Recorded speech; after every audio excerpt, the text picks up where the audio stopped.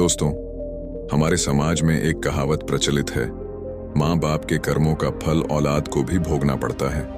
यह कहावत सिर्फ शब्दों का एक खेल नहीं है, बल्कि जीवन की एक गहरी सच्चाई है। आज के दौर में हम देखते हैं कि एक मनुष्य की जिंदगी में जो भी कुछ घटित होता है, उसमें परिवार के द्वारा किए गए कर्मों का बहुत बड़ा योगदान होता है।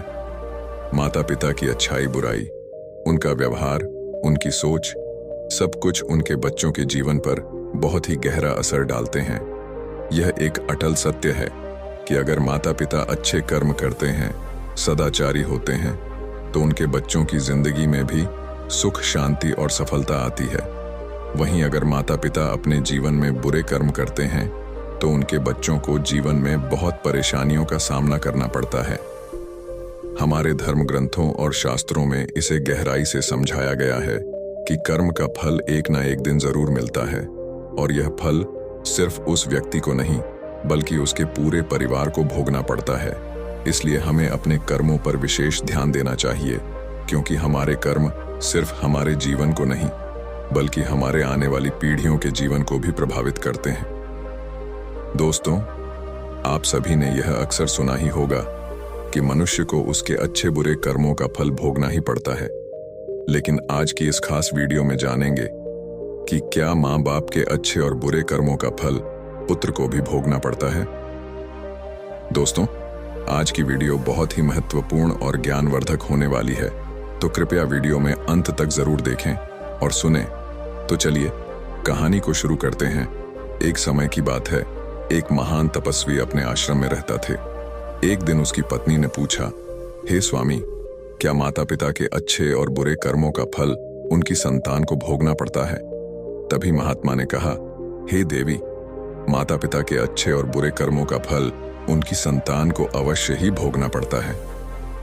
आज मैं आपको एक प्राचीन कथा सुनाता हूं, जिसे सुनने के बाद आपको पता चल जाएगा कि कैसे माता पिता के अच्छे और बुरे कर्मों का फल उनकी औलाद को मिलता है और उन्हें भोगना पड़ता है।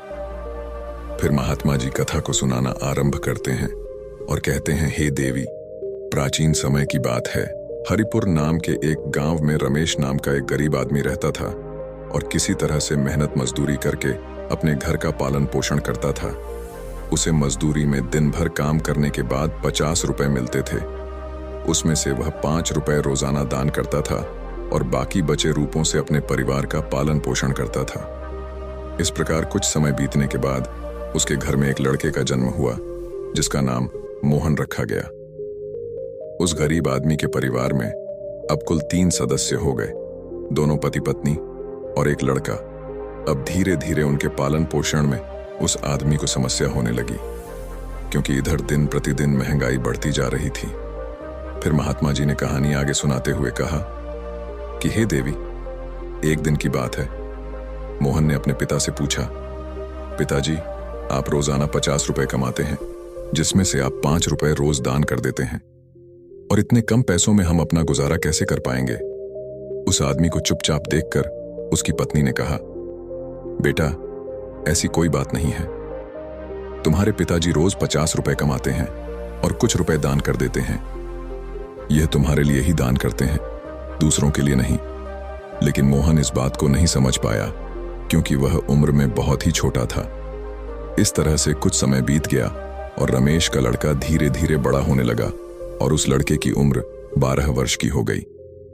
इधर एक दिन रमेश काम करके शाम के समय वापस अपने घर लौट रहा था। तभी रास्ते में एक काला भैंसा आया और आकर उसे मारने लगा। उस भैंसियों के मारने की वजह से रमेश की वहीं पर मृत्यु हो गई। जब उस आदमी की पत्नी और उसके लड़के मोहन को पिता की मृत्यु की खबर मिली, तो उनको बड़ा दुख हुआ। पिता की मृत्यु के कुछ दिनों बाद एक दिन मोहन ने अपनी मां से पूछा कि मां, हमारे पिताजी कहां चले गए हैं? तब रमेश की पत्नी ने कहा कि बेटा, तुम्हारे पिताजी हम सबको छोड़कर यमलोक में यमराज के पास चले गए हैं। तब मोहन ने कहा, जब पिताजी थे तो रोजाना 50 रुपए कमाते थे और हमारा पालन पोषण भी करते और साथ में कुछ रुपए दान भी करते थे। अब हमारा पालन पोषण कैसे होगा? कैसे हमारा पेट भरेगा? फिर मां ने अपने बेटे से कहा, बेटा, जिस घर में गरीबी होती है उसका कोई सहायक नहीं होता है, उससे सभी दूर भागने लगते हैं, सिवाय भगवान के। क्योंकि वही गरीबों के सहायक होते हैं। फिर मोहन ने अपनी माँ से कहा कि माँ, ऐसा मत सोचो, मैं यमराज के पास जाऊंगा और अपने पिताजी को वापस लेकर आऊंगा। हमारी गरीबी देखकर यमराज को हमारे ऊपर अवश्य ही दया आ जाएगी और वह हमारे पिताजी को मेरे साथ जरूर भेज देंगे। फिर कहानी आगे बढ़ते हुए महात्मा ने कहा, हे देवी, मोहन की बात पर उसकी माँ ने ध्यान नहीं दिया। और फिर एक दिन की बात है, गरीब रमेश की पत्नी अपने बेटे मोहन को घर पर अकेला छोड़कर गांव में काम करने के लिए चली गई और उधर रमेश ने सोचा कि मैं यमराज के पास जाता हूं और अपने पिताजी को लेकर आता हूं। ऐसा सोचकर मोहन अपने पिताजी को लाने के लिए अपने घर से चल देता है। मोहन को चलते चलते काफी समय बीत गया। फिर उसे थकान हो गई और वह एक बहुत ही विशाल आम के पेड़ को देखकर उसकी छाया में जाकर के बैठ गया। तभी उस आम के पेड़ ने मनुष्य की आवाज में कहा कि बेटा, तुम कौन हो और कहां जा रहे हो? मेरी छाया में आज तक तुम्हारे जैसा कोमल बालक नहीं आया है।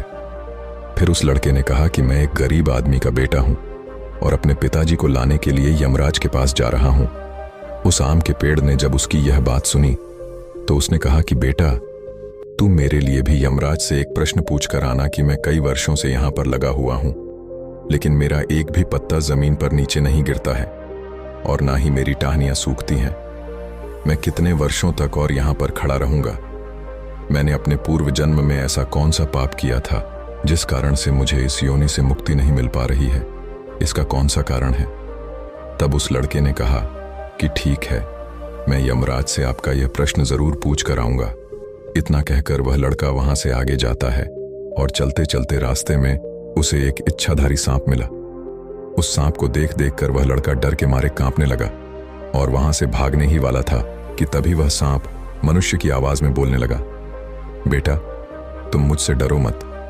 मुझे इतना बताओ कि तुम कौन हो और कहां जा रहे हो? वह लड़का उस सांप के पास गया और हाथ जोड़कर कहने लगा, हे नागराज, मैं गरीब आदमी का बेटा हूं और मैं यमराज के पास अपने पिताजी को लाने के लिए जा रहा हूं। उस सांप ने कहा कि बेटा, तुम यमराज से मेरा एक प्रश्न पूछ कर आना कि मैं कई वर्षों से यहां पर पड़ा हुआ हूं, मुझसे अब चला भी नहीं जाता। मेरे शरीर में इतनी भी जान नहीं है कि मैं थोड़ा भी चल फिर सकूं। मैंने अपने पूर्व जन्म में ऐसा कौन सा पाप किया था जिस कारण से मुझे इस योनि से मुक्ति नहीं मिल पा रही है? तब मोहन ने कहा कि ठीक है, मैं यमराज से आपका यह प्रश्न पूछकर जरूर आऊंगा। इतना कहकर वह लड़का आगे चलने लगा। फिर चलते चलते रास्ते में उसे एक किसान मिला। किसान ने कहा कि बेटा, तुम कौन हो, कहां जा रहे हो? फिर वह लड़का मोहन बोलने लगा कि मैं एक गरीब आदमी का बेटा हूं और मैं यमराज के पास अपने पिताजी को लाने के लिए जा रहा हूं। फिर उस किसान ने कहा कि तुम यमराज से मेरा एक प्रश्न पूछ कर आना कि मैं चलते हुए राहगीरों की प्यास बुझाने के लिए कई सालों से यहां पर एक बावड़ी यानी कुआं खुदवा रहा हूं, लेकिन इसमें पानी अभी तक नहीं निकला है। मैंने अपने पूर्व जन्म में ऐसा कौन सा पाप किया था जिस कारण से इस बावड़ी में अभी तक पानी नहीं निकला है? मैंने इसमें बहुत सारे पैसे भी खर्च कर दिए हैं, इसका क्या कारण है?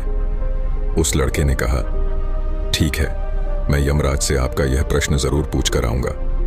इतना कहकर वह लड़का वहां से आगे की ओर चलने लगा। चलते चलते रास्ते में उसे एक बहुत बड़ा तालाब मिला। फिर वह लड़का तालाब के किनारे पर गया और पानी पीने लगा। तभी उस तालाब से तैरती हुई एक बतख आई और कहने लगी, बेटा, तुम कौन हो और कहां जा रहे हो? तब उस लड़के ने फिर से कहा कि मैं एक गरीब आदमी का बेटा हूं और मैं यमराज के पास मेरे पिताजी को लाने के लिए जा रहा हूं। उस लड़के की बात सुनकर उस बतख ने कहा कि बेटा, तुम यमराज से मेरा एक प्रश्न पूछ कर आना कि कई वर्षों से मैं इस तालाब में भटक रही हूं। मेरी 7 पीढ़ियां गुजर गई हैं, परंतु मैं अभी तक इसी तालाब में रह रही हूं। मैंने अपने पूर्व जन्म में ऐसा कौन सा पाप किया था जिसके कारण मुझे इस योनि से मुक्ति नहीं मिल पा रही है? इसका क्या कारण है? तब उस लड़के ने कहा, ठीक है, मैं यमराज से तुम्हारा यह प्रश्न जरूर पूछ कर आऊंगा। इतना कहकर वह लड़का वहां से आगे की तरफ बढ़ने लगा। चलते चलते तालाब के दूसरे किनारे पर पहुंच गया। दूसरे किनारे पर जब वह पहुंचा तो उसने देखा कि एक मरा हुआ तोता वहां पर पड़ा हुआ था। जब वह लड़का उस मरे हुए तोता को लांघ कर जाने लगा तो वह मरा हुआ तोता कहने लगा, बेटा, तुम कौन हो और कहां जा रहे हो? उस लड़के ने उसकी आवाज सुनकर कहा कि मैं एक गरीब आदमी का लड़का हूं और मैं यमराज के पास अपने पिताजी को लाने के लिए जा रहा हूं। उस तोता ने कहा कि तुम यमराज से मेरा एक प्रश्न पूछकर आना कि मेरा शरीर कई वर्षों से इस तालाब के किनारे पर ही पड़ा हुआ है। कभी पानी की लहर आती है तो मेरा शरीर तालाब के अंदर चला जाता है और पानी की लहर से वापस लाकर बाहर निकलकर किनारे पर आ जाता है। ना तो मेरा शरीर गलता है और ना ही सड़ता है। इतने सालों से जैसे का तैसा ही है। मैंने अपने पूर्व जन्म में ऐसा कौन सा पाप किया था जिसके कारण मुझे इस शरीर से मुक्ति नहीं मिल पा रही है, और इसका क्या कारण है? उस लड़के ने कहा, ठीक है, मैं यमराज से तुम्हारा यह प्रश्न जरूर पूछ कर आऊंगा। फिर महात्मा ने कहानी को आगे बढ़ते हुए कहा कि हे देवी। इतना कहकर वह लड़का मोहन वहां से चलने लगा और वहां से चलते चलते यमलोक में पहुंच गया। और उसने वहां पहुंचकर यमराज को प्रणाम किया और हाथ जोड़कर कहने लगा, हे यमराज, मेरे पिताजी कहां पर हैं? जब मेरे पिताजी घर पर थे तो वह रोजाना 50 रुपए कमाते थे, जिसमें से वह कुछ पैसों का दान कर देते थे और कुछ पैसों से हम लोगों का पालन पोषण करते थे। लेकिन अब मेरे पिताजी घर पर नहीं हैं, तो मैं और मेरी मां भूखे मर रहे हैं। आप उन्हें जल्दी से मेरे साथ हमारे घर पर भेज दीजिए। फिर यमराज ने उस लड़के की बात सुनकर कहा, ठीक है, मैं तुम्हारे पिताजी को घर भेज दूंगा, पहले तुम यहां पर बैठो। यमराज ने उस लड़के को अपने पास में बिठाया, उसको भोजन कराया और भोजन कराने के बाद पूछा कि तुम्हें और क्या चाहिए। फिर उस लड़के को रास्ते में जो भी मिले थे उनके प्रश्न यमराज से पूछे। यमराज ने उन सभी के प्रश्नों का उत्तर दिया और कहा कि बेटा, तुम जाते समय उन सबको उनके उत्तर बताते जाओ। फिर यमराज ने कहा कि बेटा, तुम अपने घर पर जाओ, तुम्हारी मां तुम्हारा इंतजार कर रही है, तुम्हारे पिताजी भी तुम्हारे घर पर पहुंच जाएंगे। फिर वह लड़का यमराज को प्रणाम करके वहां से वापस अपने घर के लिए चलने लगा। चलते चलते रास्ते में सबसे पहले उसे वहीं मरा हुआ तोता मिला जो तालाब के किनारे पर पड़ा हुआ था। उस लड़के को देखकर वह मरा हुआ तोता कहने लगा, बेटा, क्या तुमने यमराज से मेरा प्रश्न पूछा था? तब उस लड़के ने कहा, हाँ, मैंने यमराज से तुम्हारा प्रश्न पूछा था। यमराज ने कहा कि तुम पिछले जन्म में बहुत बड़े विद्वान थे, परंतु तुमने किसी को भी अपना ज्ञान नहीं बताया। अब मर गए हो, वह ज्ञान तुम्हारे अंदर ही अंदर खोल रहा है। जब तक तुम अपना ज्ञान किसी को नहीं बताओगे तब तक तुम्हारी आत्मा को शांति नहीं मिलेगी। फिर उस मरे हुए तोता ने कहा कि बेटा, अब ऐसी हालत में मेरे पास ज्ञान लेने के लिए कौन आएगा? तुम ही मेरा ज्ञान ले लो। फिर उसने सारा ज्ञान उस लड़के को दे दिया और ज्ञान देने के बाद तुरंत ही उसकी आत्मा को मोक्ष की प्राप्ति हो गई। फिर वह लड़का आगे चल पड़ा। चलते चलते उसे वहीं बतख मिली। बतख ने कहा कि बेटा, क्या तुमने यमराज से मेरा प्रश्न पूछा था? उस लड़के ने कहा कि हाँ, यमराज से मैंने तुम्हारा प्रश्न पूछा था और उन्होंने कहा कि तुम्हारे अंदर अमृत है। जब तक तुम इस अमृत को किसी को नहीं दोगी तब तक तुम ऐसे ही व्याकुल रहोगी। बतख ने कहा कि बेटा, अब कौन मिलेगा मुझे, तुम ही मेरा अमृत ले लो। फिर बतख ने अपना अमृत उस लड़के को दे दिया और अमृत देते ही उस बतख की आत्मा को मोक्ष की प्राप्ति हो गई। इसी तरह से वह लड़का वहां से आगे बढ़ने लगा। फिर चलते चलते रास्ते में उसे वही किसान मिला जो राहगीरों की प्यास बुझाने के लिए कुआं खुदवा रहा था। उस किसान ने जैसे ही उस लड़के को देखा तो बड़े प्रेम से हाथ जोड़ करके कहने लगा कि बेटा, क्या तुमने यमराज से मेरा प्रश्न पूछा था? उस लड़के ने कहा, हाँ, पूछा था। यमराज ने कहा कि आपके घर में एक जवान कन्या कुंवारी बैठी हुई है। जब तक आप उस लड़की का विवाह नहीं करोगे और कन्यादान नहीं करोगे तब तक कुएं में पानी नहीं निकलेगा। पहले जो तुम्हारा कर्म है उसे पूरा करो। जो ईश्वर ने तुमको दायित्व सौंपा है उस पर ध्यान दो। पहले आप कन्यादान करो, उसके बाद कुआं खुदवाना। फिर उस किसान ने कहा कि मैं अपनी लड़की के लिए लड़का कहां ढूंढने के लिए जाऊंगा? तुम मुझे बहुत ही सीधे साधे स्वभाव के दिख रहे हो और सुंदर भी हो और ज्ञानी भी हो, इसीलिए बेटा, तुम ही मेरी लड़की से विवाह कर लो। उस किसान ने अपनी लड़की का विवाह उस लड़के के साथ कर दिया। फिर किसान ने अपनी लड़की को बहुत सारा धन देकर विदा कर दिया। फिर मोहन अपनी पत्नी को लेकर आगे चल पड़ा। चलते चलते रास्ते में उसको वहीं इच्छाधारी सांप मिला उस सांप ने कहा कि बेटा, क्या तुमने यमराज से मेरा प्रश्न पूछा था? तब उस लड़के ने कहा कि हाँ, पूछा था। और यमराज ने कहा कि तुम्हारे पास जो नागमणि है, तुम उस नागमणि को धरती पर नहीं उगलते हो और ना कभी किसी को दान दिया है। जब तक तुम इस नागमणि का दान नहीं करोगे, तब तक तुम्हारा शरीर ऐसे ही बना रहेगा। प्रश्न का उत्तर मिलते ही उस सांप ने कहा कि बेटा, मैं यह नागमणि अब किसको दूं? इस नागमणि को तुम ही ले लो। फिर उस सांप ने अपनी नागमणि को उस लड़के को दे दिया। नागमणि को देते ही उस सांप की आत्मा को मोक्ष की प्राप्ति हो गई। इस तरह से वह लड़का अपनी पत्नी को लेकर फिर आगे चलने लगा। चलते चलते रास्ते में उसे वही आम का विशाल पेड़ मिला जिसकी छाया में उसने विश्राम किया था। अब आम के पेड़ ने पूछा कि बेटा, क्या तुमने यमराज से मेरा प्रश्न पूछा था? उसने कहा, हाँ, पूछा था। यमराज ने कहा कि पूर्व जन्म में तुम्हारा काम बच्चों को शिक्षा देना था। तुम्हारा पद एक गुरु का था, परंतु तुमने अपने पद का सही इस्तेमाल नहीं किया। तुम शिक्षा देने के बदले में छोटे छोटे बच्चों से अपना काम करवाते थे और उन्हें अच्छी तरह से शिक्षा नहीं देते थे। तुम पूर्व जन्म में बहुत बड़े विद्वान थे, परंतु तुमने उन बच्चों को शिक्षा नहीं दी। उन्हीं बच्चों के श्राप के कारण तुम हिलडुल नहीं सकते। तुम्हारे अंदर जो ज्ञान भरा हुआ है, उसे किसी को दे दो। इसके बाद में तुम्हें मोक्ष की प्राप्ति होगी। फिर महात्मा ने आगे कहानी सुनाते हुए कहा कि कहा, हे देवी। उस लड़के की बात सुनकर आम के पेड़ ने कहा कि मैं यह ज्ञान किसे दूंगा? अच्छा है कि तुम ही मेरे ज्ञान को ले लो। और फिर उस आम के पेड़ ने उस लड़के को अपना जितना भी ज्ञान था सब दे दिया। जैसे ही उस आम के पेड़ ने उस लड़के को अपना ज्ञान दिया, तो उसकी भी आत्मा को शांति मिल गई और वह उस पेड़ की योनि से मुक्त हो गया। अब मोहन अपनी पत्नी के साथ चलते चलते अपने घर पर पहुंच गया। जब वह अपने घर पर पहुंचा तो उसकी की मां उसको देखकर बड़ी खुश हुई और कहने लगी कि बेटा, तुम कहां पर चले गए थे और तुम्हारे साथ ये लड़की कौन है? फिर उस लड़के ने जो भी उसके साथ घटनाएं घटी थी, वह सब कुछ अपनी मां को विस्तार से बता दिया। फिर महात्मा ने कहा, हे देवी, अब उस लड़के को ज्ञान हो चुका था कि उसके पिताजी कभी वापस नहीं आ सकते हैं। अब उनकी मुक्ति हो चुकी है। उसके पिताजी ने जो दान धर्म किया था, उसका फल उस लड़के को यमराज ने दे दिया। इस प्रकार से महात्मा ने अपनी पत्नी को बताया कि माता पिता के अच्छे और बुरे कर्मों का फल उनकी औलाद को कैसे प्राप्त होता है और पूर्व जन्म के कर्मों का फल व्यक्ति को कैसे मिलता है।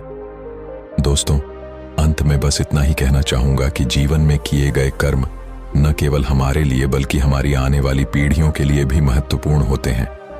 माँ बाप के कर्मों का असर उनके बच्चों के जीवन पर पड़ता है और यही हमारे जीवन का चक्र है। दोस्तों, अच्छे कर्म, अच्छी सोच और सदाचारी जीवन शैली का पालन करें ताकि आप अपने बच्चों के लिए एक उज्जवल और सुखद भविष्य का निर्माण कर सकें। यह आपके हाथ में है कि आप अपने बच्चों को विरासत में क्या देना चाहते हो। यह केवल आपके ऊपर निर्भर करता है कि आप अपने बच्चों को एक सुखी जीवन देना चाहते हो या कठिनाइयों से भरा हुआ जीवन। दोस्तों, अगर आपको हमारा यह विचार पसंद आया हो तो कृपया इस वीडियो को लाइक करें, शेयर करें और हमारे चैनल को सब्सक्राइब जरूर कर लें। दोस्तों, आपके सुझाव और विचार हमारे लिए बहुत महत्वपूर्ण हैं, तो कमेंट बॉक्स में अपनी राय जरूर दें और याद रखें, कर्मों का फल निश्चित है, इसलिए हमेशा अच्छे कर्म करें और दूसरों को भी अच्छे कर्म करने के लिए प्रेरित करें।